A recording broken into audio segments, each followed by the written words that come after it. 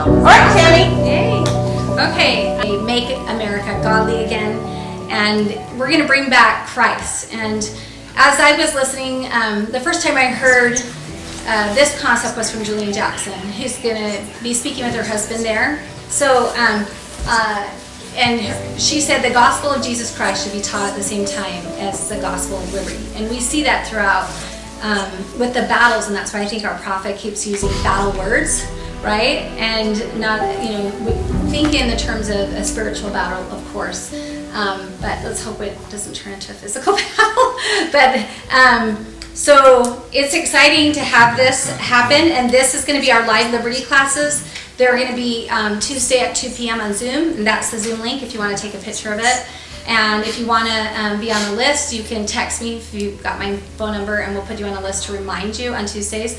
And then we're going to start doing it in the evening. And like I said, now that beautiful Robin has come up with the Project 2025, we'll start working on having her go through that 900 pages, because it's what what we're seeing as we're restoring America and going back to the foundation. And so the last time I taught, we are really talking about faith, virtue, and patriotism as those pillars. And then we have our Declaration of Independence that says life, liberty, and the pursuit of happiness.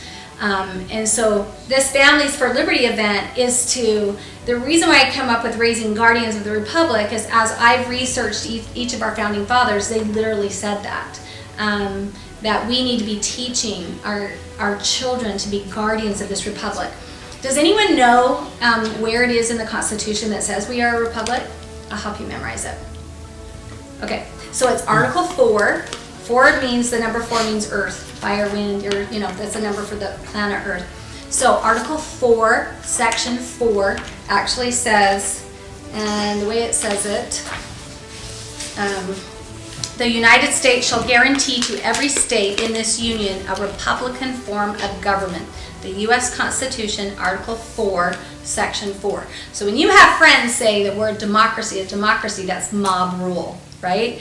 And we are a democracy. But 4 and 4 is easy to remember. Yeah, so that's why I'm trying to help you guys. I do it for myself to help me remember, so that you know how to say that in our Constitution, it actually says we are a republic form of government. So we need to be raising our children and grandchildren to be guardians of this republic. Because to the republic for which it stands. Yes, exactly, people. Okay, so our familiesforliberty.net is where the whole program and bio is.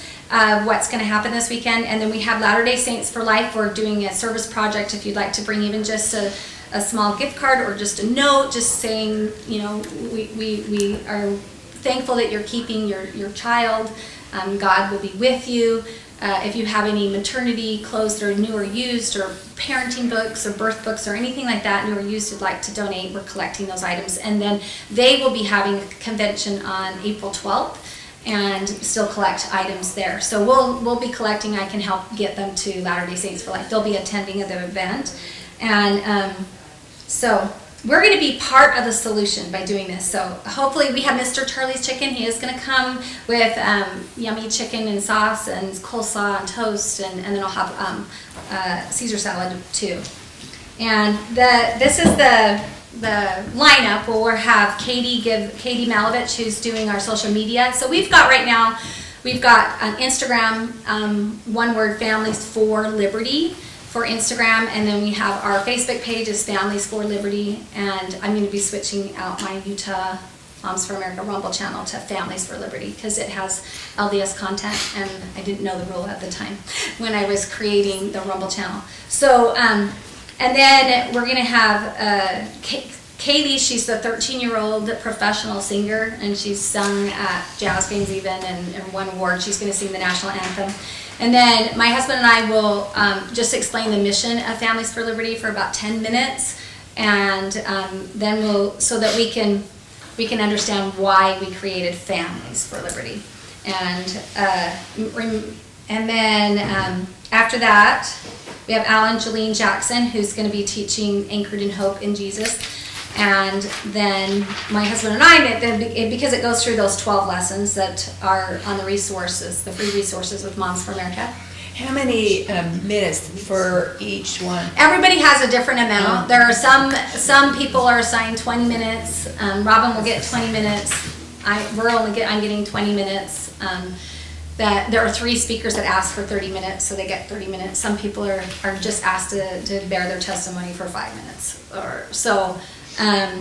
So like after I speak and my husband speak about the foundation of faith and miracles, these true American stories. And the more we listen to them, the more they get into our hearts, so that when we have our grandbabies over, or our children over, our daughter-in-laws that haven't heard these, if they weren't raised with them, or son-in-laws, we can naturally teach these godly principles. And remember, the 28 principles of liberty and the 5,000-year elite do transcend parties and politics, because they're truth, and truth really does touch your heart. And Annie LeBaron, like for example, she's only 5 minutes. She'll be bearing her testimony about setting goals for getting married and actually becoming a mom, right? And then Robin Young will teach the divine role of mothers, and her website is seeherclearly.com, and she teaches every other Friday if you would like to go to her website and see all the beautiful lessons she has. And then Colette will be singing, and she's singing her beautiful song, and I just love her voice, and hopefully pray for her that her voice recovers completely by Saturday. And she's singing Only One. And then X Anderson is going to do the divine role of fathers, and his website is called dadfluence.org, and he's got dad curriculum to teach dads to be dads. Well, he came here just a few weeks ago, so yeah. And Marilee Boyack will do how to raise our children to be leaders, and how she was specifically told by God to actually raise leaders. If you read your patriarchal blessings, I always say, I've always read my patriarchal blessing and taught my children to read it on fast Sundays, because I believe you'll glean more and more information from your patriarchal blessing. And mine said that, this is the last days. I think yours as well. We all have to be leaders. We have to stand up and be leaders. We need to raise leaders, right? And our grandchildren will be leaders. And then Alex, so then what we'll do is we'll say a prayer, we'll walk across the street to the church, and we'll eat, and then we'll walk back, and then Alex Boyer is going to do the concert side, and Anna Benson, who's the Hispanic Outreach Coordinator for Moms for America, her little nephew has played, played from Juilliard, he's going to be the pianist. And then Kimberly Els, she's wrote the book, The Invincible Family, and she has a Substack. She just recently got back from London and met, what did we just talk, what's his name? The psychologist. Jordan Peterson? Yeah, Jordan Peterson. Oh, Jordan Peterson. So I just saw, her birthday was actually yesterday, and she just met and talked With Jordan, huh? Peterson. Cool. Yes. Can I just quick plug Swirl for just a second? Some of these Project 2025s on Amazon are not the actual thing. They are summaries done by people on the left. So be careful what you're looking for. Okay, so we'll talk about the Project 2025. So yeah, just wanted to say before Don't you order order anything. Don't order anything. All right, and then Dawn Bates is going to be speaking about Liberty's Light for Patriot Camp, and she'll have her reenactors there, like Benjamin Franklin, Thomas Jefferson, and some George Washington. fun reenactors that teach the kids, and will help her. And Shelley Snyder is talking about telling America's divine story and how to build community patriotism and her life story. And then Eric Mustos is going to be talking about Your Voice Matters, and he's got a website called Freedom Blends. And then Roosevelt Rawls, she's just a 17-year-old who is helped with child abuse, and she speaks out about it, speaks around, and she's a beautiful singer. She sang at the last Trump rally in Arizona, and she's going to sing a revival song. And then Natalie Klein and Monica Wilbur will give us our legislation update, and that's higherground.org, and they co-host We the People, the Unbreakable podcast. They took a break right now just for the legislation session. We only have 1 week left after Saturday. And then Anna Benson just going to take 5 minutes to talk about Hispanic outreach. She was the following 6 weeks after the March 1st, she was going to teach American citizenship class. So in this book, if you got this Forgotten Stories of the Constitution by Lydia Wallace Nuttall, where's the open page? She has in here the 100 questions that those who are seeking to become an American citizen have to study those 100 questions. And so she was going to teach a class about those 100 things, but now that she's been told to stand down for a little bit and then do it a little bit later. But we now have, if you know anyone that would like to take those classes, we're taking a list so that we can make sure that they can attend and help them pass their exam to become an American. And then Dr. Glenn Kimber, I was so excited. He is coming with his wife, Julianne Kimber. And I've told you my story about being pregnant with my oldest, who will be 30 in April, when I started teaching. I moved from Utah and taught for 6 years with both. And then I taught in Utah, and I was shocked to find out that their textbook said lies. Literally said Abraham Lincoln was bisexual and a Democrat. And that prompted me to like, oh my gosh, am I going to have to homeschool? I love education. I love school. And I called my education room the Love to Learn room. And so I flew to the Salt Palace where there was a homeschool conference and heard Dr. Glenn Kimber, and Julianne was with him, and I walked across the street, bought a suitcase, and filled it full of all their curriculum, because he told a story in the Book of Mormon of, it's around, Alma 53, 54, 55, 56, 57, about the moms raising the stripling warriors to teach them to be courageous and sober, to be courageous, and to have faith, never doubting. And they didn't doubt, and they believed, and none of them died. They were injured, but none of them died, and they exercised faith. So he will have this curriculum there, and it's a 5,000-year leap for families, and it's amazing because it has some more extra things that you can do within your family, and you can start to teach these within the four walls of your own home.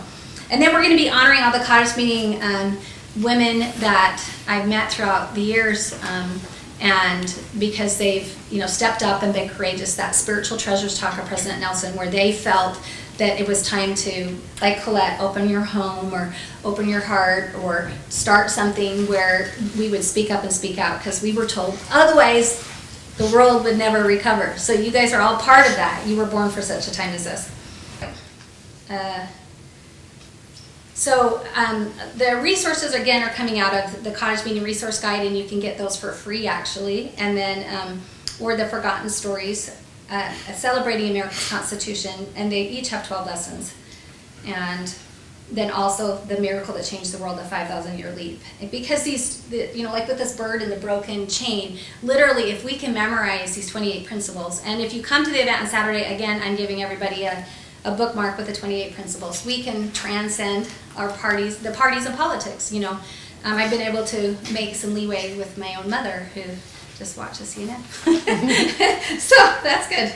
And so we're going to scoop that. Okay, so principle 1, to review. The only reliable basis for sound government and just human relations is natural law. So in our Declaration of Independence, to remind you, if you do natural law, God's law, supreme creator, it's got 5 times it talks about God in the Declaration of Independence, and I believe that 5 is covenant and grace. So 5 times, and you know what's interesting, because I always teach about number 17 meaning victory, that Christ was resurrected on the 17th. Studying the Declaration of Independence, Thomas Jefferson took 17 days. And then I just was recently, from studying here about the Declaration of Independence, the Constitution Convention took 17 weeks. And I was like, oh, wow, God is in this, so that we can be victorious. And I think this Project 2025 is to help us become victorious. I just posted a scripture, John 17:17. Oh, what does it say? Do you remember? I can't remember. Katie's been making our social media. It's something about sanctifying and the words of truth. Sanctifying in truth. Well, Yeah. the only way we can be victorious is if we know the truth. Start paying attention in your Book of Mormon. So, like I said, this is BYU printing. If you want to, I have a basket with a whole bunch of these. So when we have family scripture study, I don't want them on their phones to be distracted, because I don't know what they're doing, right? And my one son has a dark screen, so you can't even, sitting next to him at church, I can't tell what he's even got open. So they're like, You got that printed it. from BYU Printing, yeah, and they spiral bound it. They printed it too. Yeah, they print it and spiral bound it, and you can just go in How there much is it? and buy it. It's between $8 and $10. So isn't that cool? So anyway, so Do they already have them printed up? You can yeah, just they go buy already them? have them printed up. Oh, okay. I went in there to buy on poster board one of my son's and daughter-in-law's wedding picture for a reception, and I saw those and I was like, oh, I snagged a whole bunch of them and put them in my little basket, scripture study time basket. So we can start gathering books, like I say, and put them in a I Love America basket, and especially as Grammys now. And I'm going to be showing you that it's under the resources of Cottage Meeting 1, that is the Patriot Reading Guide. They have read aloud books, they have videos, DVDs, they have different age groups, and it's like 8 pages. So you just have to go under Cottage Meeting number 1 resources, and it's called Patriot Reading List, okay? So Patriot just means that we want to be sovereign, right? We want to be sovereign beings. And okay. So, a free people cannot survive under a Republican Constitution, Article 4, Section 4, or a republic, unless they remain virtuous and morally strong. So today that's what we're talking about. What is virtuous? When the New Testament study I did one time during Come Follow Me, when I studied with Mandy Green, she had us use a Greek version, right? And so that the story of Christ, of the woman with the issue of blood touching Christ's robe, it said virtue left her. But the Greek says power. Left him. So it's power, huh? Virtue left him. Yeah, virtue left him to heal her. And virtue is his dynamo in Greek. So that's power, his power. So we won't have the power to maintain sovereignty, which God gives us our rights, not government, unless we're a virtuous and morally strong people. That's why if you look at the Falun Gong in China, if you can go to Epic Times and they allow you to watch the history of China and the history of what's going on over there, and you can see that there were, all walks of life, police officers, congressmen, and city mayors that were starting to join Falun Gong because it was virtuous. They were just practicing to be good citizens, and boy, the CCP were just this many people, and they went, we've got to start squashing that. And the Tiananmen Square massacre occurred in 1987, June of 1987. No, 1989, because I left on my mission in Japan in 87 and then came back in 89. And then I went over to Taiwan and taught English over there. And it was during 89. So it makes you wonder because my home teacher in Washington State was the liaison working with Dallin Oaks on China opening up to missionary work. And his wife was one of the amazing artists, dancers from there that danced for amazing, like all the world leaders, and China recognized her, anyway. They were LDS, but they got a sister program going on with the provinces over there with Utah, and the Tiananmen Square happened and it all changed. And so it makes you wonder, I know they're hungry for the gospel and they have such an underground Christian group going, with Bibles being smuggled in and all that, and the persecution. But what you're saying is when the communists came over, and they did it in Europe too, they introduced immoral art, immoral music, immoral, to change, to weaken, because virtue gives you strength, dynamo. I love the word, dynamo. Right? You're a dynamo, power, and morally strong. And that's her miracles book. Right? Mm-hmm. George Washington was so virtuous and morally strong. Literally miracles happened. Mm-hmm. And if we follow that pattern, because we're going to need miracles. Mm-hmm. So no wonder our prophet is saying, be on the covenant path. We're covenant people. We need to be morally strong and virtuous. Okay. They're also promising compensatory powers, enabling power of Christ. Ooh. Right. That's beautiful. So that we can get it sealed by the Father. So that third principle is the most promising method of securing a virtuous and morally stable people is to elect virtuous leaders. So that's not what's going on in China, right? And then if we've got to change the selections that are happening in America and get back to elections. And so you will not have freedom with immoral. So I need to go on, and then we can write down your questions, or I'm not going to get through all this. But the story of the Bible, there is, it's called Libraries of Hope, The Well-Educated Heart, or you can buy this it's really cheap at momsforamerica.us for United States. And it's what I like about this is when I do a devotional with my daughter, my husband usually cooks, and then I'll read. Joseph becomes a ruler in Egypt, and then you start with Genesis 1. So it takes it's a King James version, but then they title the story, Israel sends his sons back to Joseph in Egypt. Joseph's brothers return to Joseph, And so you can just read small chunks of the Bible. So it's a storybook. It's a storybook, but it actually preserves the language And so it just helps pull the stories out, but it preserves the language, the beautiful language of the King James Version. And so we need to remember to have faith over fear, because Jesus there's no fear in him, it says. And so for us to become more like Jesus, that virtue of faith, we need to, like Lawrence has been teaching us, we need to really cultivate that in our children and in ourselves. And that is our foundation. So those 3 pillars, we just are on the second pillar. So faith. So Stalin said that we need to attack America's faith, virtue, and patriotism. And that's what, so Lenin studied Karl Marx, who was an anti-God. And then he taught Mao. And then after Lenin comes Stalin. And then we have Hitler in there, and Stalin. And so all these leaders, and then I believe what was going on in America, the same thing, the fall, the color revolution of attacking this faith, virtue, and patriotism. And it became a dirty word, like with my mom. She's like, you patriot, I went to Eastmont Patriot Middle School. Why is it an evil word now? We should, I'll never forget listening to Trump's talk in Poland when he boldly said, you nation leaders should love your nations. You should be about your nation, and you should love your people. That's what the Bible teaches, right? Okay, so we look to God as the source of our freedoms, and it's a gift from God. We're created in his image. So the Bible or the Book of Mormon, so here we can study these, they become our compasses.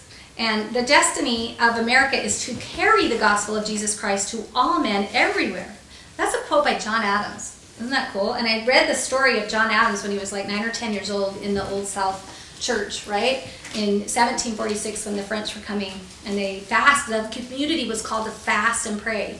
And literally a hurricane came and destroyed the fleet. And that was something that was in his heart, this faith in Jesus, this faith in having prayers answered, especially if we humbly fast about things. And he believed that America, the reason why we have the founding of America, this experiment, is so that the gospel of Jesus Christ can be carried on.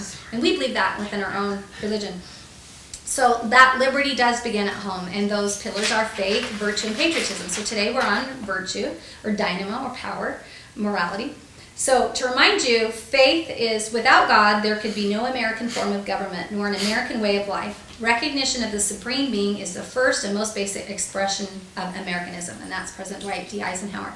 And remember that in the Declaration, when they declared the 27 grievances against King George III, it does say Supreme Being in there too. It says Creator. It's really cool. So I'm going to read the virtue one by John Adams. Public virtue cannot exist in a nation without private virtue. So we have public virtue, what people see, and then we have our own private virtue that is in our hearts, minds, and strength, right? And public virtue is the only foundation of republic. So again, let me reread it. Public virtue cannot exist in a nation without private virtue, and public virtue is the only foundation of republics. So we need to be able to talk about virtuous and moral things. When I taught high school, our AP lists and the books that we taught had good morals and values, the stories, these amazing stories. And when Common Core came, that's when it all fell apart, and we blindly accepted money to adopt Common Core. And the book list that was sent out that summer to the AP kids had pedophilia, it had pornography, it had raping an 8-year-old. And that it was loving and kind. And then I started reading all the other titles and looking up what the books were about, and it was all denigration of America. By purpose, by design, Common Core is made to indoctrinate and to pull down virtuous and moral things. And it was mind-blowing and shocking. So now we have a whole generation of this. So now we've got to start plucking those weeds of false things. And where are they going to get the good moral and virtuous stories if we're not reading the scriptures with our families, or if we're not purchasing or just retelling? Watch any of the on Latter-day Media, any of the stories that we've been teaching, and then just get that in your head and then tell your children and grandchildren, because we need to pass on virtue and moral things. James Madison said, "We have staked the whole future of American civilization not on the power of the government, far from it. We have staked the future of all of our political institutions upon the capacity of each and all of us to govern ourselves according to the 10 Commandments of God." So 37, people that know me, 37 means Yeshua or Jesus, and 37 times it talks about the Mosaic Law, those 10 commandments. Those are the basics. So in our endowment, the basic one is the 10 commandments and being obedient to God. So we need to get back and restore the basic morality of America.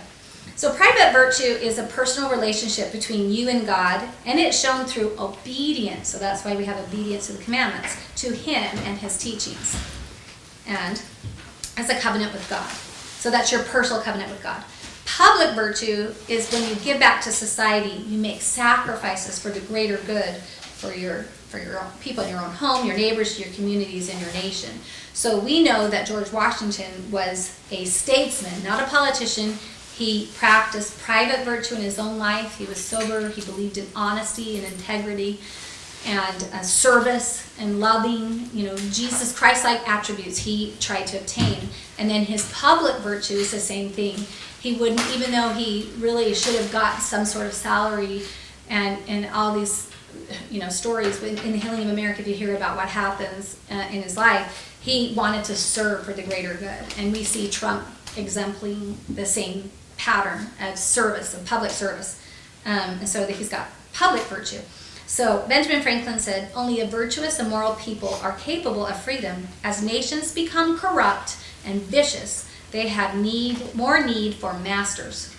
So laws without morals are in vain. So that's what we're trying to restore. We've got to restore with this new revolution, this restoration. We have to restore laws with morals and make people be held accountable and not just did you hear that the accountable guy got let go, that he's his brain and an eyeball and he gets let go. We can't. Yeah. Massachusetts, was it? Yeah, Massachusetts. How would you like to live there right now? Walk the streets with the accountable guy. So Benjamin Franklin, this little God's bust. purpose is to try to infuse it into the fleshy tables of our hearts, not just to not get caught. Yeah. So we're on a very celestial level just trying to preserve this. So this is Jalene Jackson's new bust she has in her house that she commissioned to Benjamin Franklin. And Benjamin Franklin literally wrote 13 virtues, a book on virtues. And he had a checklist of temperance, silence, order, resolution, frugality, industry, sincerity, justice, moderation, cleanliness, tranquility, chastity, and humility. And he was in pursuit of a virtuous life. He truly believed in the fleshy tablets of his heart. I think that's in Ezekiel. He believed that he needed to develop attributes of Christ. So these are his little checklist. So there is this little checklist if you want to print it off on Cottage Meeting number 5, Valor of Virtue, under that lesson.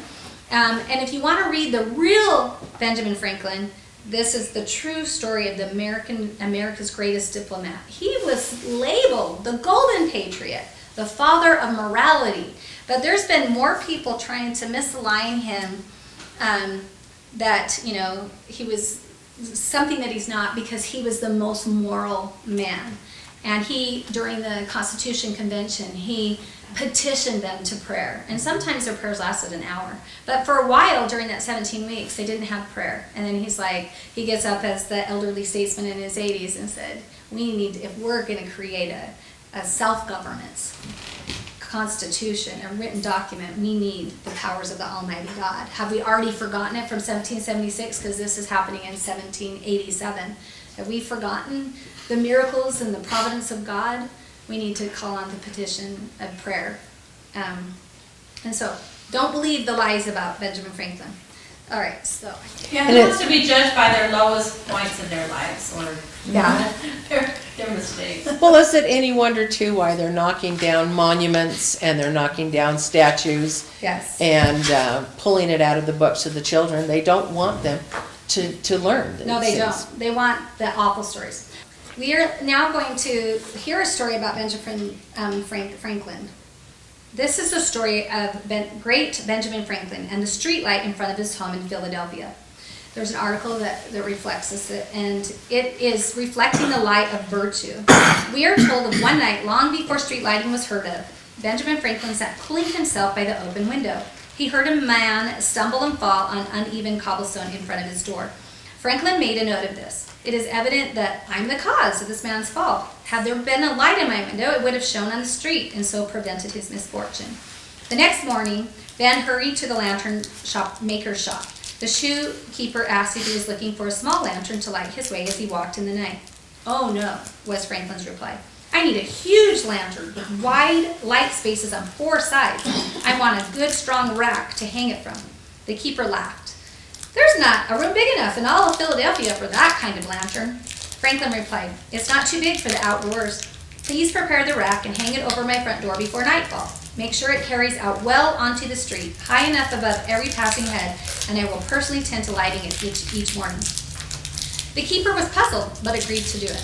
People came from far and near to see this light swung out in front of Franklin's door. "What an idea," one said. "I shall do the same," said another. "Why stumble over those cobbles when a little light over each man's door makes the dark way plain? Why didn't someone think of this before?" Trust old Ben to think up a scheme like this to get the citizens of his busy town on street lighting.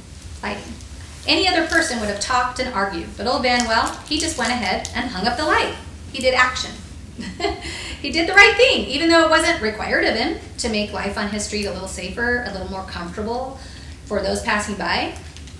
How can we do this as well? How can we teach our kids to look around and to leave a situation improved where after they leave? So I love that Benjamin Franklin did foster these 13 virtues in his life. Historians have tried to denigrate him, and we just need to remember that none of them are true.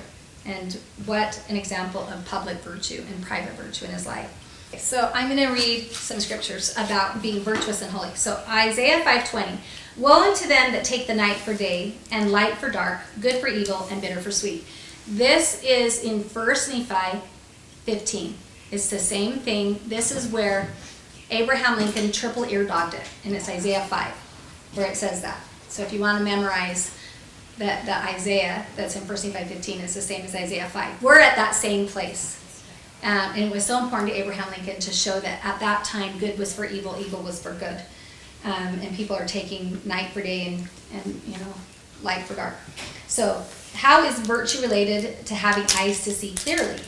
How are we able to honestly assess situations? So in Philippians 4:8, "Whatsoever things are honest, just, pure, lovely, and of good report, if there be any virtue or praise, think on those things." Okay, we kind of got that in one of our 13 articles of faith as well. Proverbs 31:10. "Who can find a virtuous woman? For her price is far above rubies." So we're to teach that. We're the moral compass. We need to be that virtuous woman. And then in verses 11 through 31, describing the attributes of a virtuous woman. And then we have Galatians 5:22 to 23, and it talks about the 9 words that are that of the Spirit, and those help us to be virtuous. Okay, so we need to match our actions with what we say, so that our children can understand that we're virtuous, and so that they can develop these virtues in our homes. And okay, so this is Galatians 5:22 to 23. "But the fruit of the Spirit is love." So it's actually, I think it's 9 words. "Love, joy, peace, patience, kindness, goodness, faithfulness, gentleness," and then it says temperance, which means self-control. So it's 9 beautiful words that will help us have good fruit or good morals or virtues. I have this thing you can buy on Amazon, and it's in my kitchen at my house because I loved it so much. So Fisher Ames says, "Reading the Bible is important. And should not the Bible regain the place it once held as a school book? Its morals are pure, its examples are captivating and noble. In no book is there so good English, so pure and elegant. By teaching all the same, they will speak alike, and the Bible will justly remain the standard of language as well of faith." So that's why we need to be a Bible-reading people. And then Marcus Tullius Cicero, the founder's favorite expositor of natural law. That's what our founder studied, was his word, Cicero. And remember, later on, after Julius Caesar gets killed, then Augustus Caesar comes in and has him beheaded. It's just so sad. And then the Republic fell. Okay, so this is what he said. The only Roman political writer who has exercised enduring influence throughout the ages is Cicero, 106 to 43 BC. Cicero studied law in Rome and philosophy in Athens. He became the leading lawyer of his time and also rose to the highest office of the state, Roman Council. He wrote Landbook books on the Republic and the laws, which are natural law, God's laws. He projected grandeur and promise of some future society based on natural law. The American founding fathers obviously shared a profound appreciation of Cicero's dream because they envisioned just such a commonwealth of prosperity and justice for themselves and their posterity.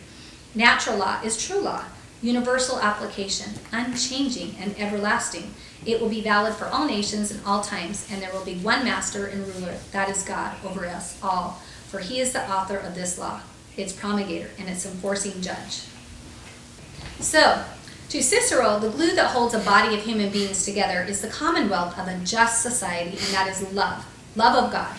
Love of God's great law of justice, and love of one fellow man, which provide the desire to promote true justice among all mankind. So when you get back to, I was telling you, I couldn't find my book because I was reading it somewhere, but there is the book that you can buy at Kimber Curriculum about King Cyrus, and it talks about King Cyrus's mom talked to him about loving your people you rule and love yourself as you love your neighbor.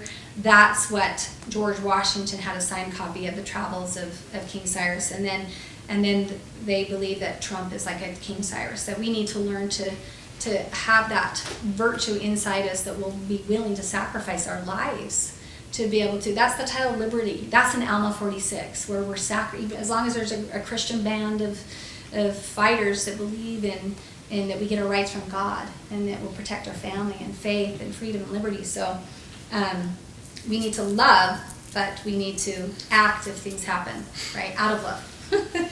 Okay, this is John Adams. What is to become of an independent statesman? We want statesmen. We don't want politicians, right? Okay, what is to become an independent statesman? One who will bow the knee to no idol, who will worship nothing as divinity, but truth, virtue, and his country. I will tell you, he will be regarded more by posterity than those who worship hounds and horses, because they would gamble. And although he will not make his own fortune, he will make the fortune of his country. So a person who believes in truth and virtue and who believes in his country, those are the faith. Faith is truth, virtue and patriotism. Those are those three things. So the science of government is my duty to study more than all other sciences. And so again, the gospel. I see Trump in that. Yeah, don't you see Trump in that? Yeah. And we as parents in the four walls of our own homes, and then with our grandchildren, we need to be teaching these principles. And it comes from the Bible. They were studying the Bible. They used the Bible to write the Declaration. So I see that too. Okay, so liber is a Latin word for tree or tree bark. And since tree bark was used to write on to make contracts with and processed to make paper for writing and contracts, the word liber can be associated with those who can read, write, and engage in contract. Okay? With this definition in the classical world of Greece and Rome, there are two classes of people. You have the slaves who can't read, write, or engage in a contract, and you have liber, those people that can read, write, and engage in contract. Okay? So liber is the tree bark or a contract. Liber comes from the word, and it makes library, and it makes liberty. Mm-hmm.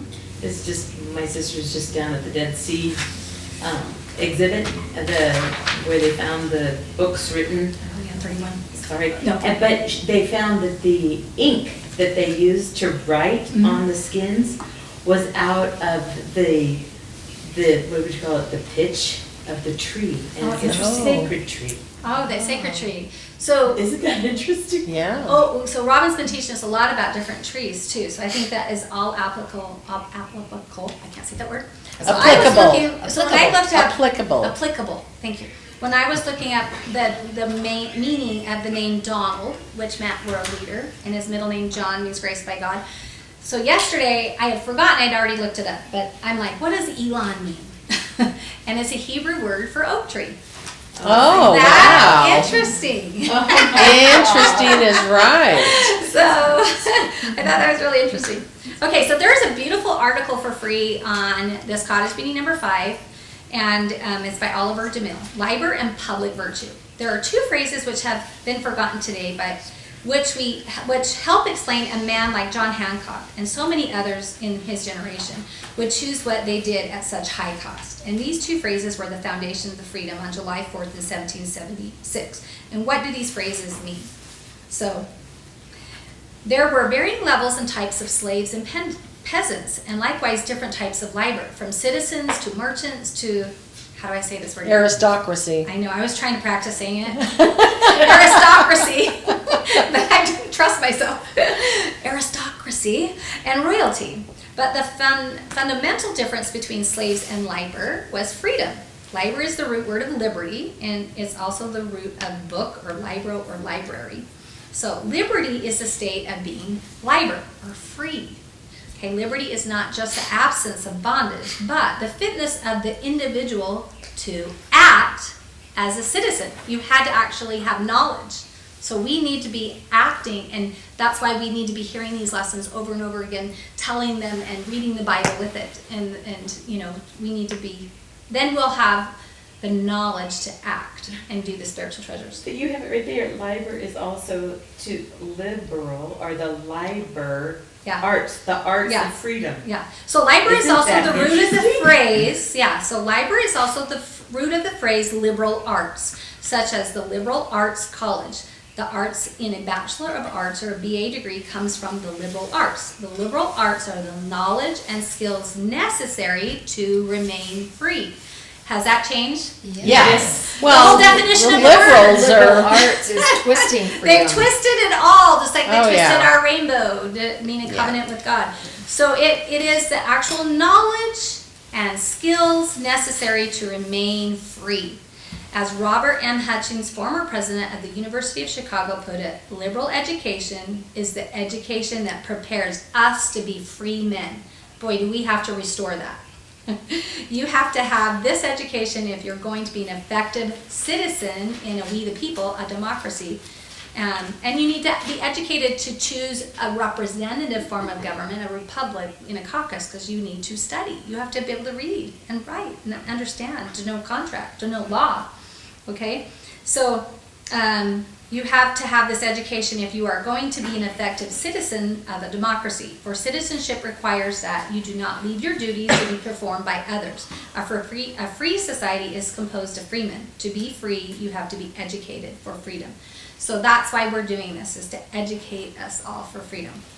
So that is the first great word that we have forgotten since July 4th, 1776, and that is liber, which means the body of citizens reading the classics and history and knowing what is required to remain free. So there's lots of homeschooling curriculum that focuses, like that Libraries of Hope, and on the classicals. So that, and that's because, like I said, in Common Core, they took the classics, threw them away, and put in crap to pull down our morals and values. So they're going to destroy our faith. They took the prayer out of school. They're going to destroy the morals and values. And then they're going to destroy and use those, they've changed the word for patriotism and sovereignty and to be proud to be an American, this beautiful experiment of self-governance.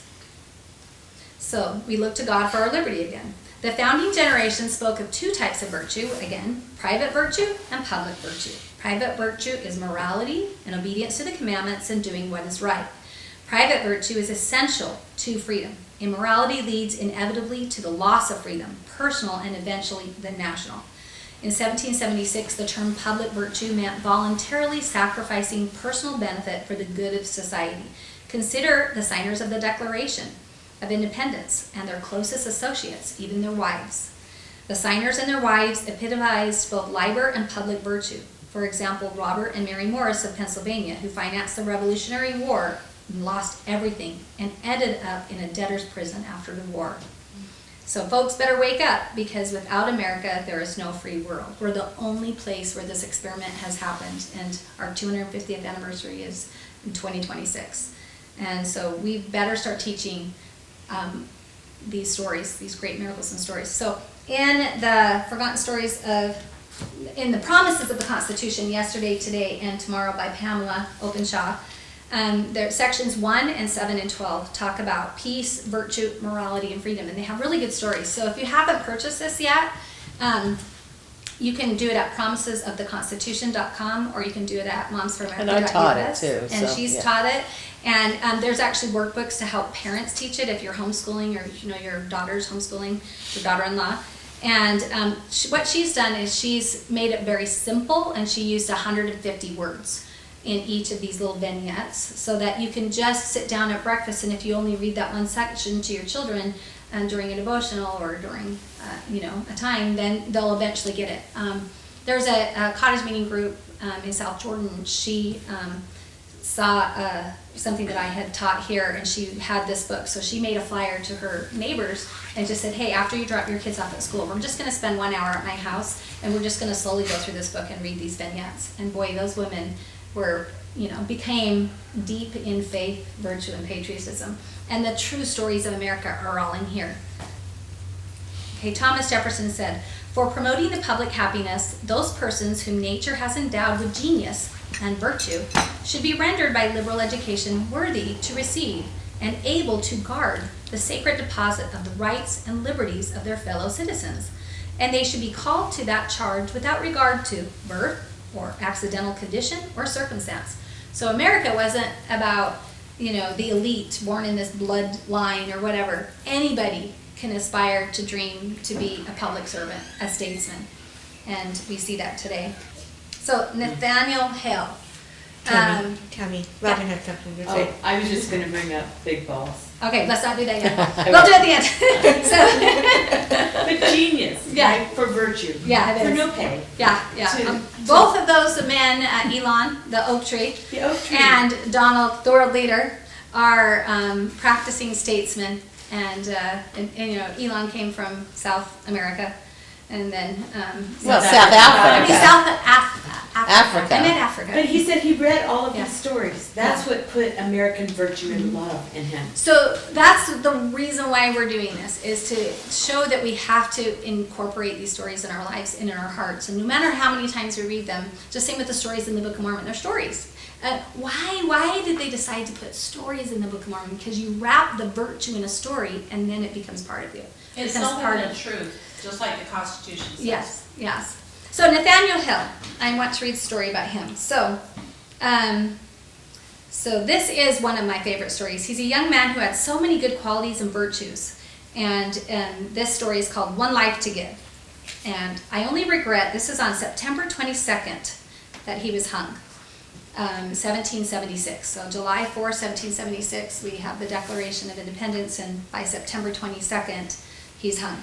I only regret that I have but one life to lose for my country, were the last words of the 21-year-old American patriot Nathan Hill before he was hung by the British without a trial.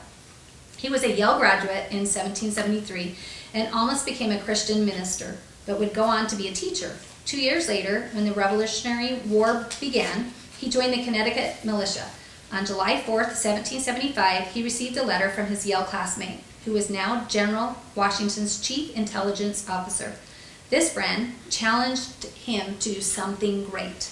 So young Nathan accepted a commission to serve as first lieutenant and ultimately joined the Continental Army's effort to prevent the British from taking New York City. He would be part of a daring band of patriots that captured an English sailboat filled with provisions. At this time, General Washington was desperate to know where the British were planning on invading Manhattan Island. They had not been able to obtain any information about the enemy's plan. Washington sought a spy to penetrate the British lines at Long Island. Nathaniel Hale was the only volunteer. Imagine the bravery of this young man. A fellow officer tried to talk him out of it, but Hale responded, "I wish to be useful, and every kind of service necessary to the public good becomes honorable." Boy. So not only did he have private virtue, he had public virtue.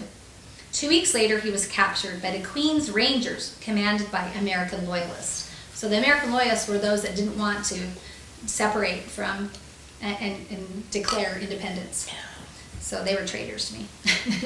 They ordered him to be hung the next morning. Hale wrote a letter to his mother and brother, but the British destroyed it, not wanting it known a man could die with such firmness and such virtue. He asked for a Bible, but was refused. Nathaniel Hale was marched out and hung from an apple tree in Rutgers Orchard near present-day streets of East Broadway and Market in New York City, which is Chinatown today. There is actually a statue of Nathaniel Hale in New York City at the City Hall Park. That's his statue right there.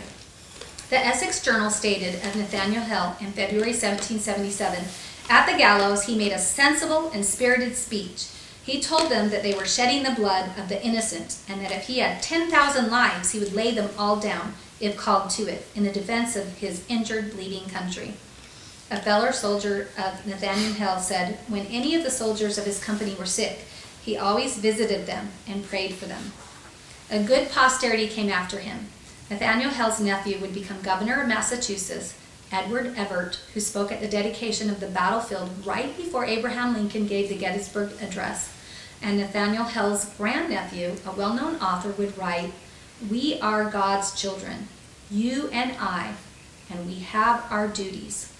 Thank God I come from men who were not afraid in battle."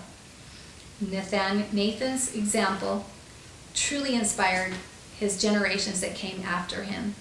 It reminds me of American poet Ralph Waldo Emerson's poem, Voluntaries, in 1863. So nigh is grandeur to our dust, so near is God to man. When duty whispers low, thou must, the youth replies, I can. There are kinds of kids and grandkids, these are the kinds of kids and grandkids that we want to raise, ones that don't shrink or fade, who are not afraid in the battle, who will say, I can, I will, Lord, here am I, send me. So we, when I heard that spiritual treasure talk, I was like, boy, I've got to be like him.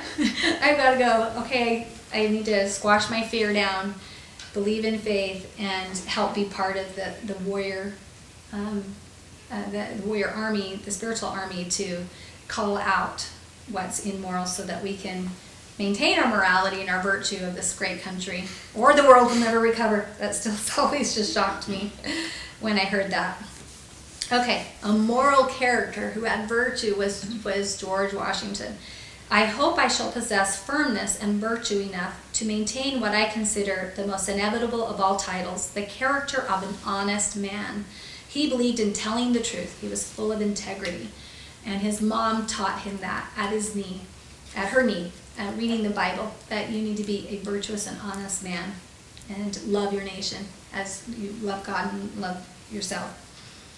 So Samuel Adams, he's called the father of the revolution. He said, I thank God that I lived to see my country independent and free. She may long enjoy her independence and freedom if she will. It depends on her virtue. The sum of all is, if we would most truly enjoy the gift of heaven, let us become a virtuous people. That will be powerful. Then shall we both deserve it and enjoy it. So if we're virtuous, we can have what the Declaration declares, life, liberty, and the pursuit of happiness. And we'll be able to enjoy it. But we have to get back to those basic morality, the Mosaic Law, those 10 Commandments, and restore those. So we've heard Alex de Tocqueville. He was the Frenchman who came over to America and said that America is good as long as we keep good, you know. He also said, the Americans combine the notion of religion and liberty so intimately in their minds that it's impossible to make them conceive of one without the other. So that was just part of their lives. So in this the story of the Forgotten American Stories, Celebrating America's Constitution by Lydia Wallace Nuttall, she has, with chapter 5, the freedom of religion. And George Mason says, religion or duty which we owe to our Creator and the manner of discharging it can be directed only by reason and conviction, not by force or violence. And therefore all men are equally entitled to the free exercise of religion according to the dictates of conscience. Because where they came from, they were being told, dictated with force and violence to attend this one church, and then some new ruler would come in and flip the church and call it a different thing, you know. And so they came here for religious liberty, and they had this is William Bradford's story with the virtue of integrity. And so this is a statue of him, and I'm going to play this.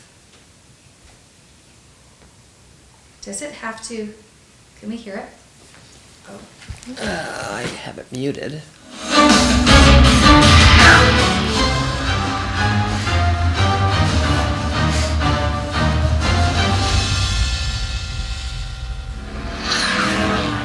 Then there was William Bradford.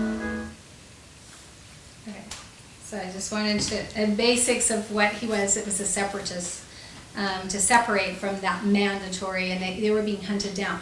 If you go to momsforamerica.us and you click on webinars, they have the past webinars, and Jolene taught 4 classes called Faith, Freedom, and Folklore, where she's telling stories about all of this stuff and the true Thanksgiving. So if you want to revisit those stories, those are really good stories that you can listen to and get in your heart and then tell your kids and grandkids. So there were 102 passengers that sailed over 9 weeks and landed on Cape Cod, Massachusetts. They landed on 11/11 in 1620. So in 2020, that was 400 years. And there was a big deal at 11/11 across the United States. Everyone was praying. And I thought it was interesting that President Nelson on 11/20, because 20 in Hebrew means a headman, and it was the 20th letter means 200, and it was our 200th anniversary of the first vision. And so, but he released a video of this prayer he received directly from Jesus. He wrote it down in the middle of the night.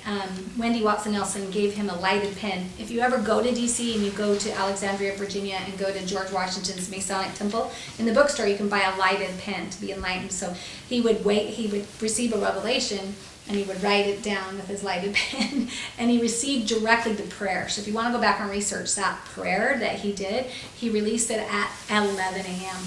That was really interesting. So, wasn't it also like 11 minutes long? and 11 Yes. minutes long. Yes, 11 a.m. and 11 minutes long. So that We saw it over, you remember, at our group? We Yeah, watched it we over at watched your it. husband's office. Yep. Yeah. So if you look at the 22nd letter, I believe 11 in the 22 letters. 11 means Christ or the bridegroom, or the bride or the church, or it could be Mary Magdalene.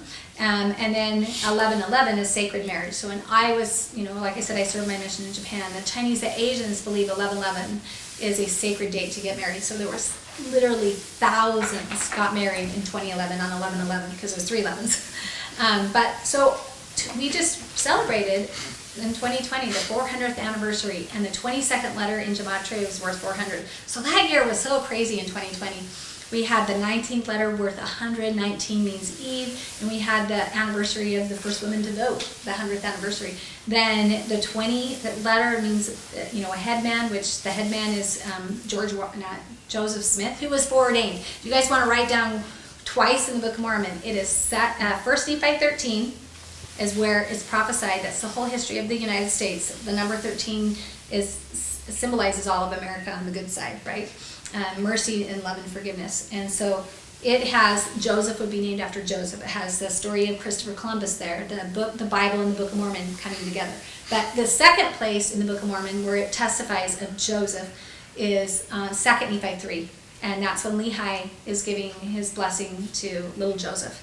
There's Jacob and Joseph at the end. And he said that in this bloodline there would be Moses, and then there would be Joseph, and then Joseph, who was from Egypt, and his words are preserved in 2 Nephi 3, and then says that there would be another Joseph who would be named after Joseph, and there's our Joseph Smith.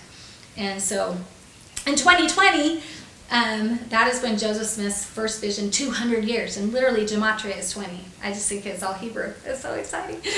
So then I'm like, well, what's the 300 years? And I looked that up. And 21, and it is the 21 letter, and that is to do with the plague. We had a plague in 2020. So 300 years earlier, there was a worldwide plague. Isn't that interesting? And then the 22nd letter is the 11/11 together, which is the 400 years. So in 2020, all this happened was the Mayflower landing, literally when they needed to. And when they landed, they would not get off that boat without a compact, a Mayflower compact. And they made a covenant with God. And we have 35 million people that can trace their ancestors back to the Pilgrims. And 41 men, including, we read last time I taught the story of John Helwan and how he's related to Joseph Smith. And then how he married Elizabeth Tilley, who's related to Emma Smith, and how they had 10 children and how many millions. So again, that's relativefinder.org. You go there and it connects to your family tree. You can click on the group Mayflower and find all your relatives that were on the Mayflower, and you can click on the Declaration of Independence and see how many are on there. You can click on the Constitution and see how many relatives who signed the Constitution. So that's relativefinder.org.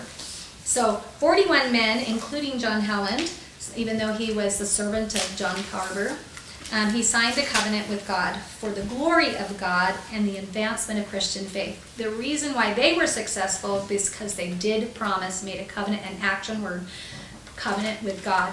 Where Jamestown came for gold, they did not covenant with God, and they died. So there's a big difference when we make a covenant with God and keep our covenants. That's why President Nelson keeps saying, we're a covenant people, stay on the covenant path.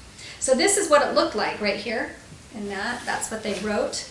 And it says, in the name of God, amen. We whose names are underwritten, the loyal subjects of our dread sovereign Lord King James, dread? Yeah, it says dread. By the grace of God of Great Britain, France, and Ireland, King Defender of the Faith, having undertaken for the glory of God and advancement of the Christian faith and honor of the King and country, a voyage to plant the first colony in the northern parts of Virginia, but they landed in Cape Cod, Massachusetts. Remember, because of the weather. Okay. Do by these presents solemnly and mutually in the presence of God and one of another, covenant and combine ourselves together into a civil body politic for the better ordering and preservation and furtherance of the ends that aforementioned, and by virtue thereof to enact, constitute, and frame such just and equal laws, ordinances, acts, constitutions, and offices from time to time shall be thought most meet and convenient for the general good of the colony, unto which we promise all due submission and obedience. In witness thereof, we have hereunder subscribed our names in Cape Cod the 11th of November in the year of the reign of our sovereign Lord King James of England, France, and Ireland, the 18th, and the Scotland the 54th Anno Domini 1620. And William Bradford wrote in his journal, being thus arrived in a good harbor and brought safe to land, they fell upon their knees and blessed the God of heaven, who had brought them over the vast and furious ocean and delivered them from all the perils and mercies thereof, again to set their feet on the firm and stable earth, their proper element. What could now sustain them but the Spirit of God and His grace? Isn't that just so amazing? That they came here for the right reasons, and they had suffered in Leiden, Netherlands for all those years. And there's beautiful stories that you can read about that. And again, I would visit Jolene's class on faith, freedom, and folklore to learn more deep stories.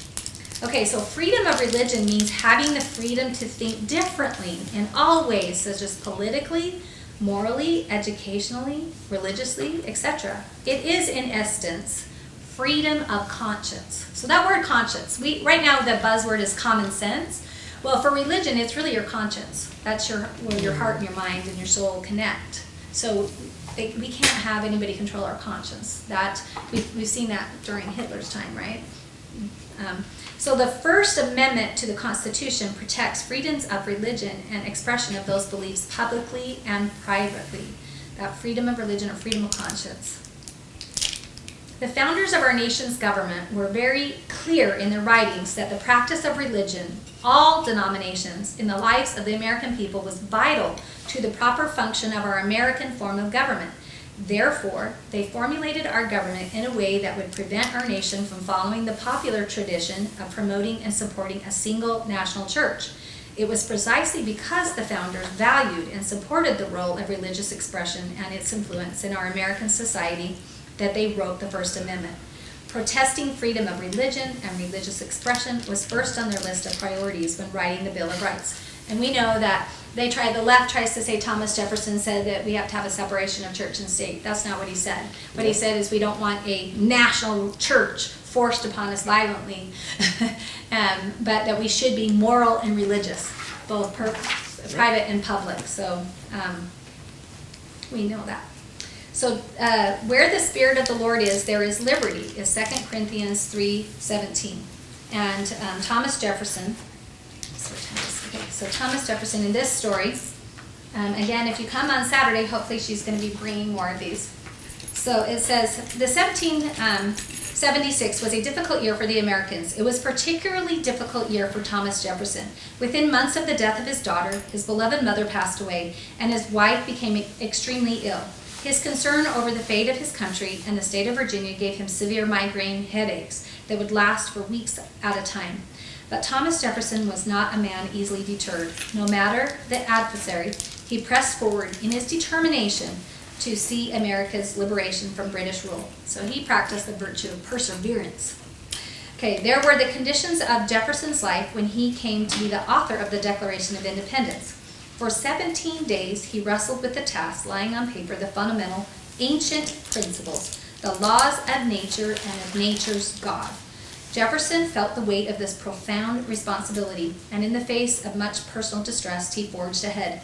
In moments of self-doubt, Jefferson, an accomplished violinist, would often turn to the instrument to calm his mind and clear his thoughts. So we know that is beautiful healing tones of the 4-3-2 that they're toned to.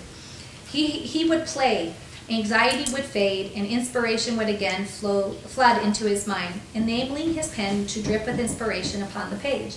Once completed, Jefferson communicated the document first to John Adams and Benjamin Franklin, requesting their wisdom because he said they were the two members of whose judgments and amendments I wished most to have the benefit. Their alterations were 2 or 3 only.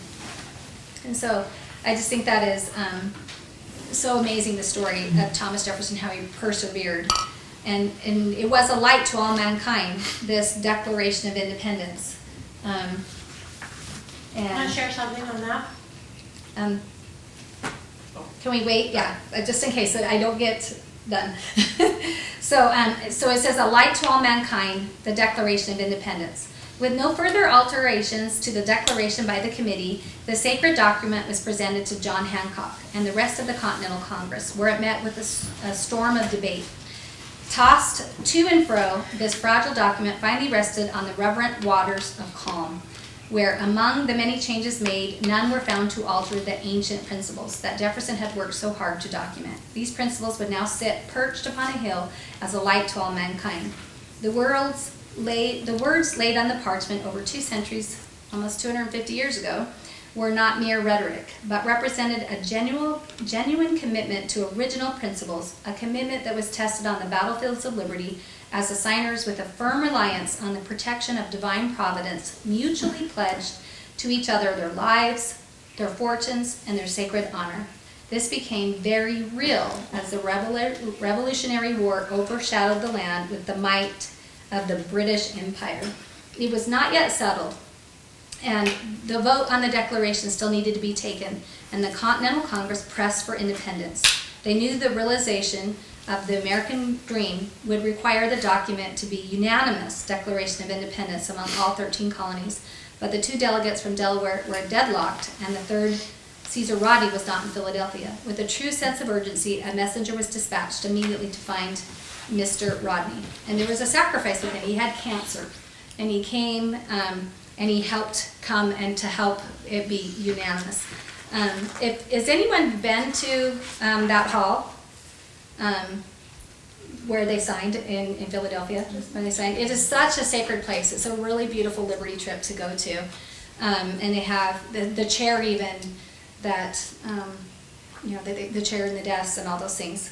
So Mr. Rodney's sacrifice is just one more example of the many sacrifices our forefathers made to ensure our generation would enjoy the freedoms they lacked. So because he came back, he wasn't able to go, and he was going to go to England to have a surgery for the cancer. He died. It is of particular note that if the War of Independence had been lost, these good men and their families would have been tried for treason, the penalty for which was not just death, but far, far worse.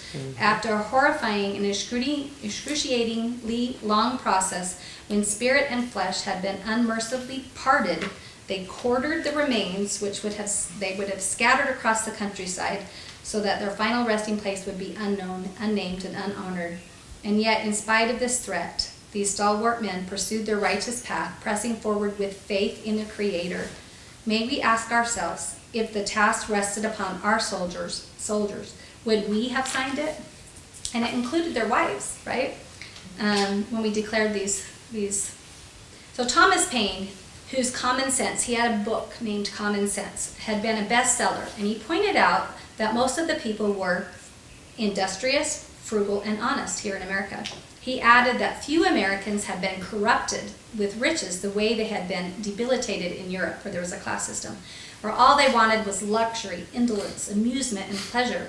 Furthermore, there was a spirit of equality and public virtue unheard of in other nations because the people of America were a people of property. Almost every man is a freeholder. So you had your own dignity, your own sovereignty, if you could own your own property instead of this class system. But are we starting to turn, we need to ask ourselves, are we starting to turn to luxury, indolence, amusement, and pleasure, and are we allowing our children and grandchildren? Do we need to take the reins on some things? I do. Instagram. Yeah. Okay, so my favorite book that I've always taught out with my children is the virtuesproject.com, and they come, you can have these beautiful cards too, and I absolutely love it because it says why practice. So that's why I just opened this one. So helpfulness. What is helpfulness? And you read it, and then why practice helpfulness, and how do you practice it? So I could do it with my little 5-year-olds. This was 52 lessons, 52 family meaning lessons.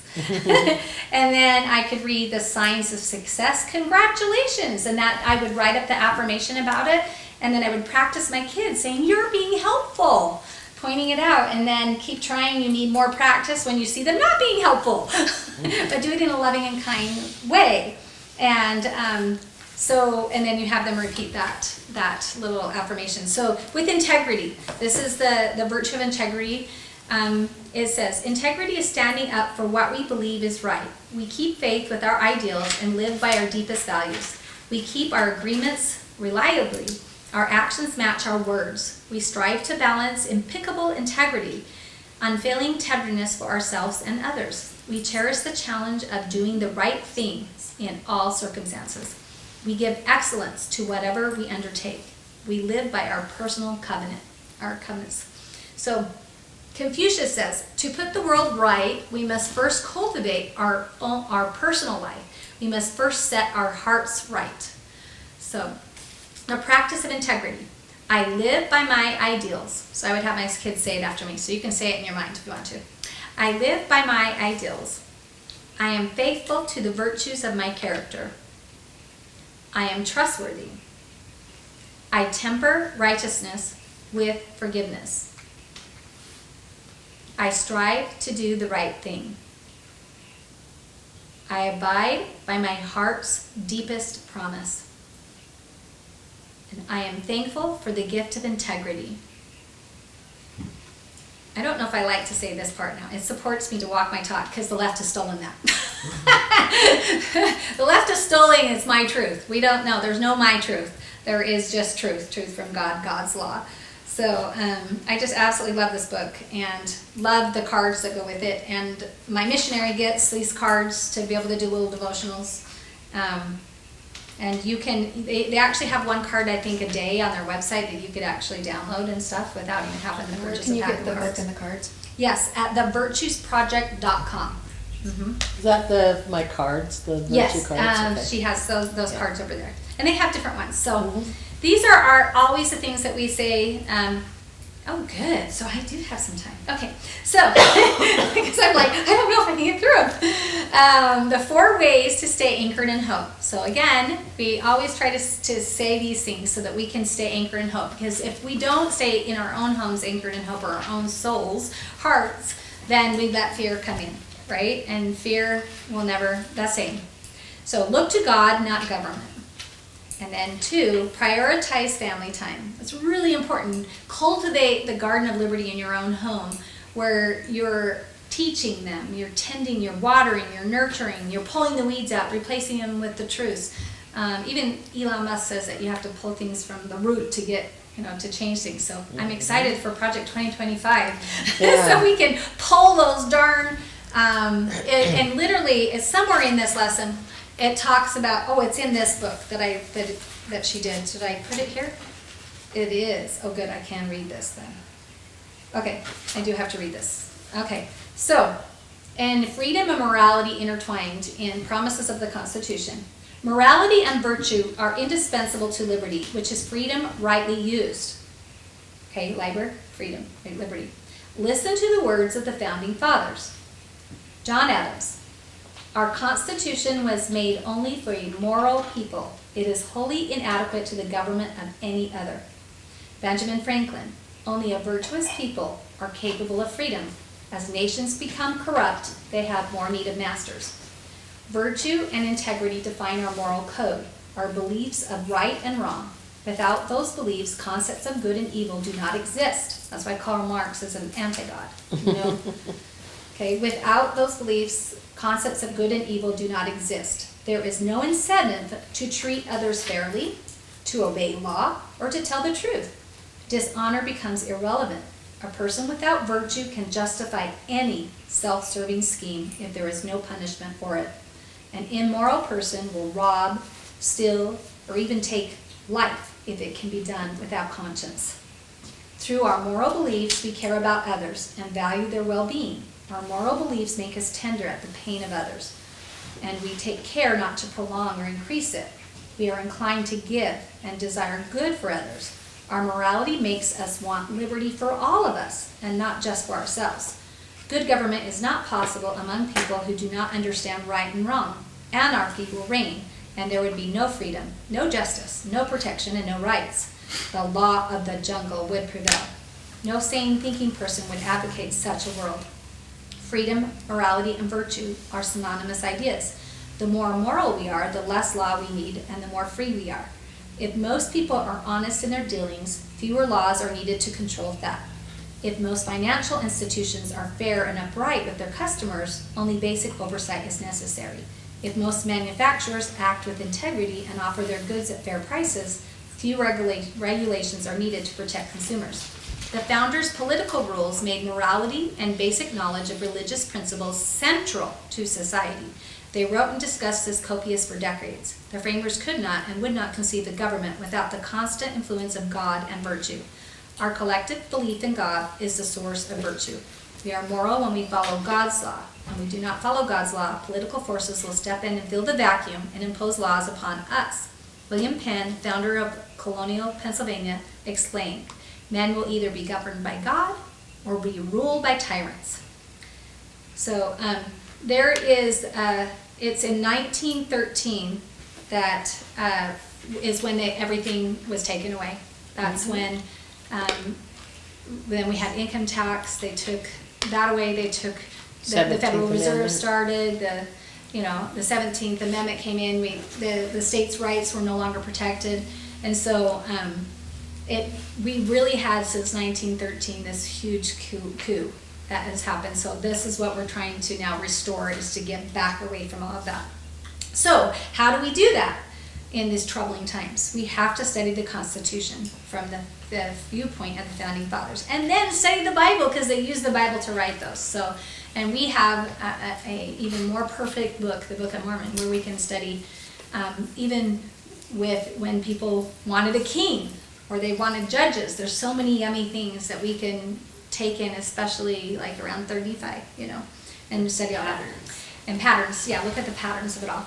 So, and then fourth, we can ask God how we can be part of the solution. So that's always what we should be doing. And we should decide whether we should, go look at the Patriot Reading List, and, for Christmas or birthdays, you can purchase another book that you can instill more. We can go to her Latter-day Media channel and listen to Colette reteach something again that we're like trying to remember. Or you can join our class that we're doing on Thursdays at 2 p.m. and then 8 p.m. We're going to start doing that and re-listen to things. And then if you want to volunteer to teach something, then you can volunteer to do it. And this is one book, like I said, those were, because we haven't started recording, we're Dr. Glenn Kimber and Julianne Kimber will have this book available to purchase. And it is The 5,000-Year Leap for Families. Mm-hmm. And remember that the 5,000-Year Leap are really the Federalist Papers. It's the conversation behind the principles that we take out to make the Constitution.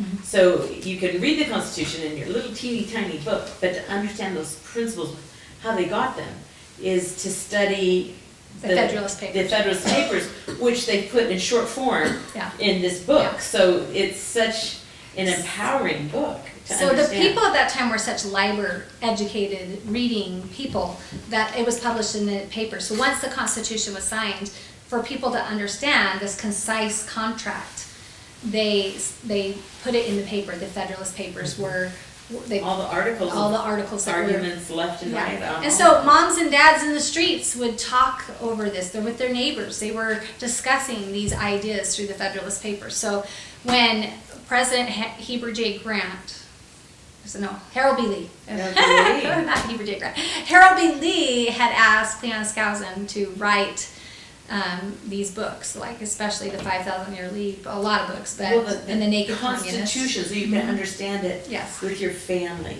Because Yeah. there are libraries of constitutional studies. Yeah. But that is a And the format way that he that's the decided to basics. pull it was because we went from the horse and buggy to going to the moon, right? And that's why they call it that strange title, that we jumped so 5,000 years in Yeah. just a leap. just a leap because Called freedom. called freedom. Freedom to be able to pursue anything and everything that Yeah. was right and Because good. became that's interesting, libraries to become free. Yeah. With knowledge and education. I think we're at this changing point again, right? It used to be smart, you had to memorize all the facts and figures, and that's what made you a great attorney or a doctor, you knew all the facts. With AI, those facts and figures, you can get them quickly at your fingertips, but it's the critical thinking. It doesn't do the thinking for you, nor does it bring the inspiration from your soul. What is your pursuit? What is your divine gift that you're going to bring forward and create? It's the creations, the innovations that made this huge leap. And we're going into some call it the fourth turning. It's not the Industrial Revolution, it will be the personal revelation, right? You will have the ability to create a new society. And that brings me back to, if we don't do that, we will stay just like Russia. Their cars became crap, their industry became crap, right? Because they control from the top. The beauty comes from the inspiration from each child, each person, as you lift them up. And if we don't do the 2025, if we don't take back those levers of power and give them to the family, to the children, to the people, then Satan won. Noah's Ark. I mean, we might as well bail. But there's an opportunity here. So our for opportunity incredible for us to ask change. God how we can act and be part of that solution. And so I think we have to get back to our moral, virtuous grounds. They can tap your Marilyn, the soul. nine things in the temple twice. Will you come up and say those It's 9 things? the 10? Yeah. No, 9. There's Yeah. 9. And 9 to me is those, like that's Galatians 5 that I read you, 22 and 23. 9 is the number of Heavenly Father. It's God. Creation. 10 is a covenant with God, but 9 is just, 6 is mankind, and you flip it on its head, heaven is 9. So these are the 9. Yeah, the 9 that are spelled out in the endowment that are the gospel of Jesus Christ. Exercise faith, repent, come unto Christ, be baptized, be sanctified by the Holy Ghost, receive the ordinances, keep the commandments, endure to the end, and then be perfected through the atonement of Christ.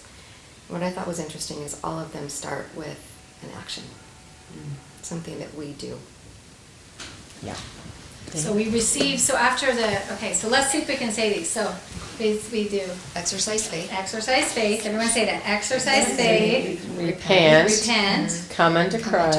unto Christ, be Be baptized, baptized, be sanctified be by the Holy sanctified Ghost, by the Holy Ghost, be sanctified. receive the ordinances, Receive the ordinances, keep the Keep commandments, keep the commandments, endure to the end, endure to the end, and be perfected through the atonement of Jesus Christ. and be perfected through the atonement of Jesus Christ. So, and it's said 2 times, again, 2 witnesses, and that is beautiful. And those are all things that we need to, to me, all of those are action, virtuous, moral things for us to become like Jesus.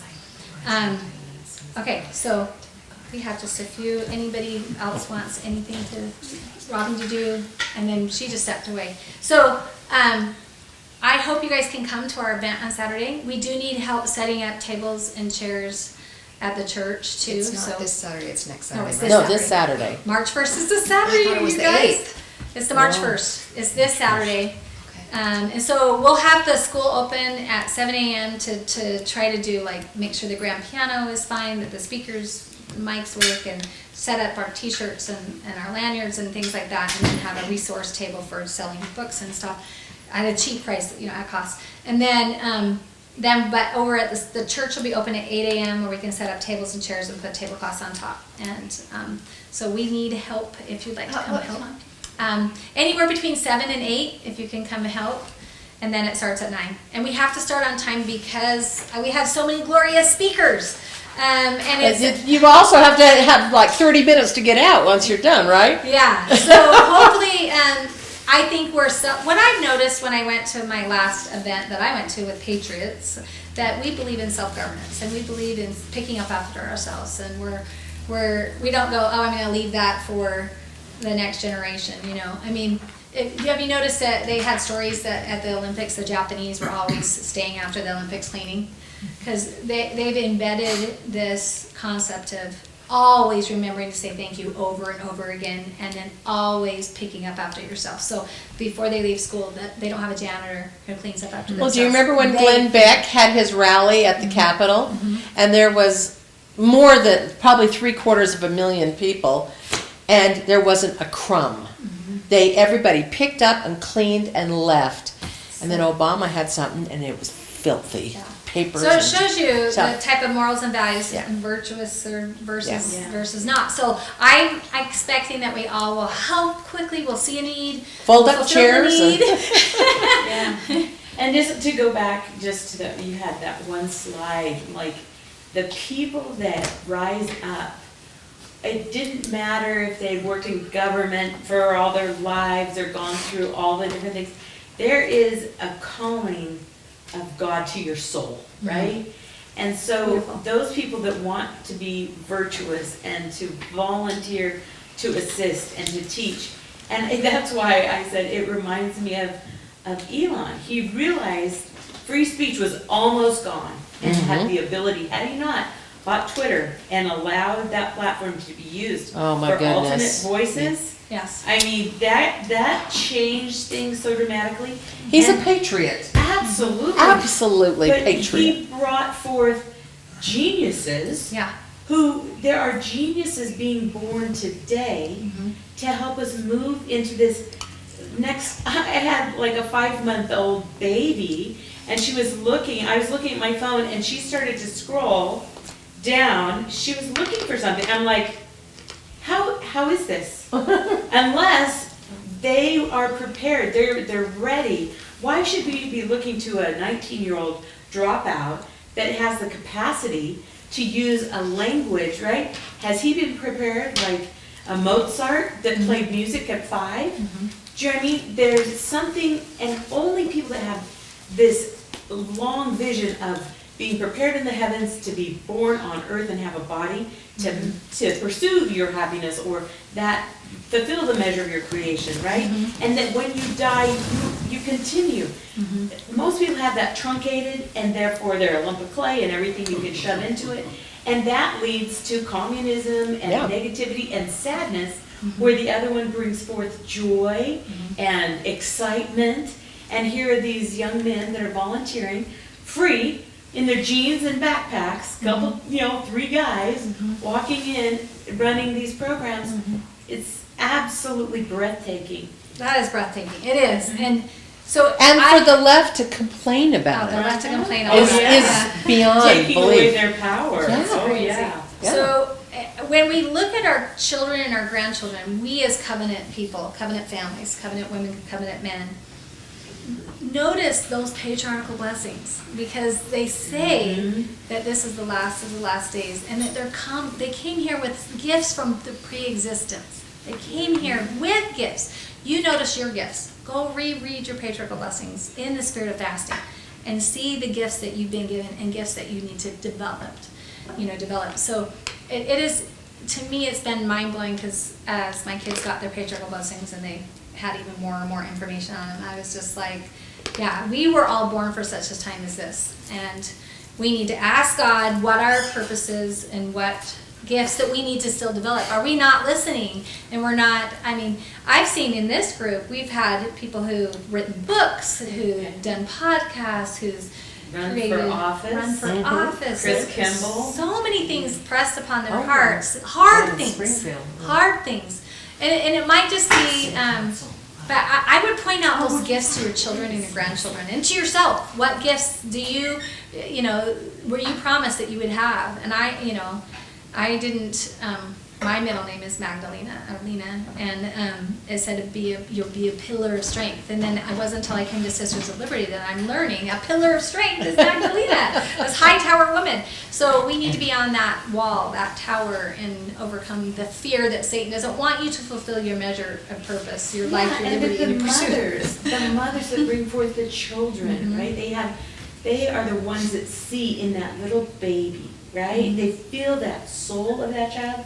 They know them first. And when you look at any great men, it's like they were told by their mothers, right? That they had a mission and a purpose. But she saw it first, right? It's almost like they go to kindergarten and other people get to know them, but you knew them and you knew their personality and their headstrongness or their convictions or their talents. You saw the little seed budding, coming up.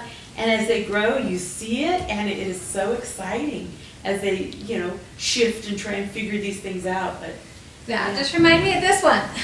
which is So, when a wrong needs righting, or a truth needs preaching, or a continent needs opening, God sends a baby into the world, perhaps in a simple home, in some obscure mother. And then God puts the heart into the mother's heart, and she puts it into the baby's mind. And then God waits. The greatest forces are not earthquakes or thunderbolts, but babies. Mothers train, teach, and shape the characters of their children, who form nations and save nations. Moms are the master gardeners. Eve is the mother of all living.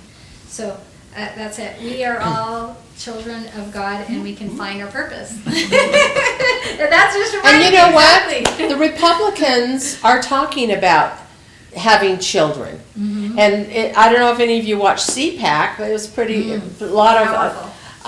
phenomenal. And Pete Hegseth has what, seven? And And Sean Duffy she has homeschools 9 because children. I know it's dangerous you know? to go to school right now. And they're Elon saying, Musk, he's big- got 10 or he's got 12. 10 He's got children. lots of baby mamas. Yeah. Elon has 13 kids. Is it 13? Yeah, I think 13 it's now. Did we find out he's just having another one The too? 5th month baby is 13. So, I mean, where they're forgetting Is the that in there? family part of it. And is to Project 2025. Trump had announced, I wonder if it's in Project 2025, he had announced that he was wants a baby boom, and that he's gonna give, these liberty cities, and he was gonna help young married couples But to it be should able be to have the children. married, right? Because Right. No, IVF. married. The I said IVF. married. No, well, that's part of it, was to Yeah. help with IVF. And some of the pro-life people are really upset about that. No, and I struggle with that because Yeah. I wouldn't be Yeah. almost a grandma if it weren't for IVF. Well, So I'm so grateful for I that, had but I 10 know it can be miscarriages. I'm the same. abused as well. And I'm a I did grandma from IVF. IVF. And I did IVF trying to get pregnant, and nothing would create outside my body. I spent all that money and nothing would create. But I think it's so sad. When I was trying to keep my babies, my insurance would cover death. Literally, it is not first do no harm. It would cover death. It would cover birth control. It would cover an abortion. It would cover a miscarriage. It would not cover. They're like, well, you need progesterone. It wouldn't even cover progesterone to keep a baby. It wouldn't cover your prenatals to help with the nutrition. It wouldn't cover with IVF to help with it. I think our founders pointed to And it, so- right? They said that you have to, it's for life. Yes. But Yeah. in we have in death. Life, Genesis, liberty. We have death insurance. we do, but in Genesis, it was the man needed to cleave unto his wife. Yeah. So that marriage part is so critical that you have that team Yeah. to bring forth the life and protect that life. Yeah. Where we went wrong with the general welfare, and you had this illegal guy holding up a baby and saying, "This is a golden ticket, man. You just get one of these," and they give you a house, and they give you food, and they give you, and it's like, wow, isn't that just the absolute abysmal to use a child Yeah. in such a way? I mean, it's the So- anti-God, Yeah, right? so that's why the courts are trying to, by rule of law. So all of these executive orders, they literally, if you haven't found and followed Marjorie Taylor Greene yet, She's Comer a has rock star. asked her now to run the DOJ subcommittee. So what Yeah, she is to do, so every Wednesday, so today they're doing it, and you can follow her on Twitter or you can follow her on True Social and Doge Subcommittee. And she is having all of those executive orders become law. And so they're finding out all the fraud, the waste and the abuse, and then they're coming up with solutions and then making a law. Well, I know Congress passed a bill today. It's going to the Senate. It's the big, beautiful bill for Trump. Yeah. But it's going to be, To put in law and codify the 2017 when he did our tax breaks and stuff. And Yes. hopefully he really is actually working on, with those tariffs, he's actually working on getting rid of the 1913 16th Amendment, the income tax. Well, that would So- have to come through in a constitutional. Well, that's why convention. I think they're doing, well, no, they actually can do it by law without even having that. They can fix it through law. I don't think you can change an amendment through law. Are you sure? Okay, Well, so, sometimes like I the think- one for I don't think the so. baby, right? As they, what is Yeah. it, the birthright citizenship? The 14th When you Amendment. go back Yeah. and look at what it actually says, it's not, if you are subject to another land, like you're a Mexican citizen or a Venezuelan citizen or something else, you're subject to their laws, not our laws. If you're even, what do you call it, embassy, that baby that's subject to their laws, not our Yes. laws. Yes. And so the reinterpretation of that is what got us into trouble. The slaves that were born free were subject to our laws, therefore they got citizenship, fullness, and so it's just, it would take, and that's why the second book, I think what we'll do is, and it won't take me that long to break down 2025 for you, but so that you can study it yourselves, but it will show you things that if your kids are thinking about starting a business or doing something, like what's coming as they're collapsing and consolidating different groups, and They're then healing what we it. need to They're do really on the healing it. state level, how a state doge, a state consolidate, so it goes back down to the Ooh, local, good the idea. family, yes. no, you just got, in my head was to make sure that our representatives know about this. Yeah. Because otherwise we can't help with the state level. So I wanted to show this because this is my great grandma Lena. And she had come over with nothing and had to wash clothes and wash laundry and do any little thing to be able to save enough money for her mom to come over, then her dad to come over, her sisters, her brother, and then her brother was called on a mission and she worked really hard to do that. And then when she finally marries another Dutch person, then because we didn't have 1913, we didn't have the 16th Amendment income tax, then they were able to purchase a farm, and then they hired people to help do the farm, and they were in a small business, right? And producing, people were being blessed by being entrepreneurial, an entrepreneur, and so they were able to buy the first, Model T. And then she wrote in her journal they got to go at least on Sundays. They would use it, And then suddenly the 1913 16th Amendment happened, and suddenly you have income tax, property tax, and she goes, it was put on cedar or cement blocks, and that was the end. They lost the farm. The people all lost their jobs. It was radical. America changed radically, and it really is. If you go back to the sinking of Titanic on April 15th, that's when our taxes are due. Is when they killed the elite. Weren't on that boat, and they killed those who were against this amendment. They didn't want the Federal Reserve. They didn't want income tax. They wanted what we had developed the golden age with, which was benevolent people from the goodness of their heart sacrificing for people for greater good and tariffs from other countries. So it is sad. I look at this and go, gosh, her whole life changed, and hopefully we're going to see our whole life change, because look at all the taxes that we own. If the percentage we're taxed on our cars, we're taxed on our homes, we're taxed, so elderly can't stay in their homes if they can't pay their Well, property tax. I think that's terrible. You buy a house for, let's say somebody Yeah. bought it for 11,000. 100,000 or something, and then it becomes worth $1 million in their lifetime, and their tax is more than the payment for their house. Yeah. And it never goes away. They can never pay it off. is paid off. But your taxes are like a mortgage. My mother bought her house for $11,000. Yeah, my mother bought hers for $14,000 in Sandy. Yeah, my parents pay But back $10,000 for then- theirs. But so no, our kids can't survive. They look No, at the it. next house would be $10,000 or $10 million. Yeah, they can't. They look at it and they feel hopeless until we get back this divine plan that has been thought up to restore another revolution. to Well, restore. it's just theft. Yeah. You know, I wanted to share when you were talking about the family. There's this video that I watched, this YouTube. It's called Covenants and Symbols, number 16. Number 16. The book filled with names on the altar. Oh, neat. And he takes you through the creation to the birth of the family. And then he talks about the Shakers. And he said the Shakers in the early 1800s stopped believing in marriage. And he said, you notice they're gone. Oh, wow. Because he Interesting. said, anytime there's a belief that marriage is not of God, he said it'll eventually die out because it's not true. Well, the Catholics kind of haven't, isn't that interesting? But They he's, have fathers that aren't fathers. but he said, you guys should listen to it because he talks about like our ancestors and how we make the sacrifice at the altar of the names. It's so Oh, neat. enlightening. The sacrifice. Just- Well, no, kind of the Catholic Church right now, though, I think it is dying out in the countries. People know It's the Pope supported is by evil. somebody else. And so, like my son in, where it's mainly Catholic in Venezuela, not Venezuela, Veracruz, that's what I was thinking B. Veracruz, Mexico. I mean, baptisms every single week, every single week. Latter-day Saint. Yeah, Yeah. yeah. He's just, the Catholics no longer are believing the Catholic dogma because it has become not a representative true Well, morals and their- rights. Their last pope, and right, it's- was heavily socialist. Yeah. So I think he's almost to 90 baptisms and he's still going strong. So, I mean, they're a prepared people.